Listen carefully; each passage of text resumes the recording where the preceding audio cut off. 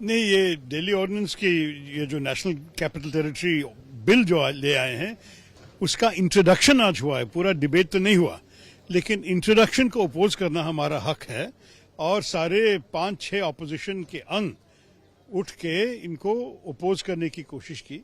इनमें से एक पार्टी ऑपोजिशन के रूप में उठ के समर्थन दिया सरकार को, लेकिन बाकी सारे तो कहा कि ये ठीक नहीं है, ये गैर कानूनी है और गैर संवैधानिक एक्शन ले रहे हैं सरकार, क्योंकि हमारे जो लोकतंत्र हैं इसमें तो इलेक्टेड रिप्रेजेंटेटिव जो चुनाव जीत के आते हैं उनके अधिकार को आप लेके ब्यूरोक्रेट्स को दे रहे हैं, ये ठीक नहीं है।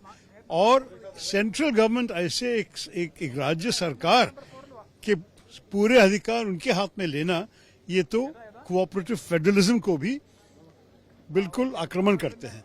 तो ये सब करके हमने अपोज किया, लेकिन आपको पता है कि स्पीकर साहब ने वॉइस वोट चला के इसकी इंट्रोडक्शन की पैसेज हो गई। अब शायद कल या जब भी वो तय करेंगे ये इसकी चर्चा भी होगी और मेरे ख्याल में इस विषय पे पूरा विपक्ष भाग लेना चाहेंगे, क्योंकि ये तो एक बहुत बड़ा मुद्दा है, बहुत बड़ा सिद्धांत एट स्टेक है इसमें। क्योंकि अगर हमारे देश में इस किस्म की राजनीति चले तो कल कोई और राज्य को भी ये हो सकता है।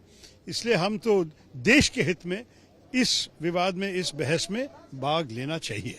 अमित शाह जी ने यहाँ पर क्या है कि constitution has given the house power to pass any law regarding the state of Delhi. Supreme Court judgment has clarified that parliament can bring any law regarding the state of Delhi.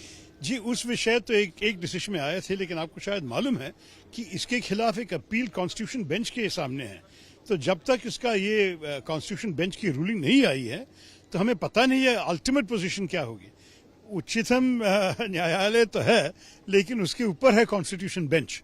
तो कॉन्स्टिट्यूशन बेंच का जो अब तक decision नहीं आया, हम क्या बोलेंगे। उन्होंने ये भी कहा है कि जो भी ऑब्जेक्शन हुए हैं ये तमाम ऑब्जेक्शन पॉलिटिकल है। देखिए, उन्होंने कहा कि जो ऑब्जेक्शन हमने बताए संविधान के बारे में वो उसको मान नहीं रहे हैं, और जो राजनीतिक ऑब्जेक्शन है उसने कहा कि वो हम चर्चा करेंगे जब डिबेट हो जाएगी, कल या कभी नहीं। अब तक तो हमें पता नहीं, कल के लिस्ट ऑफ बिजनेस देखने से पता चलेगा कि ये चर्चा कल होगी या नहीं। लेकिन मैं सिर्फ ये कहूंगा कि राजनीति में लीगल प्रिंसिपल्स भी होते हैं, संवैधानिक विषय भी होते हैं और राजनीतिक सोच भी होते हैं, दोनों होना चाहिए।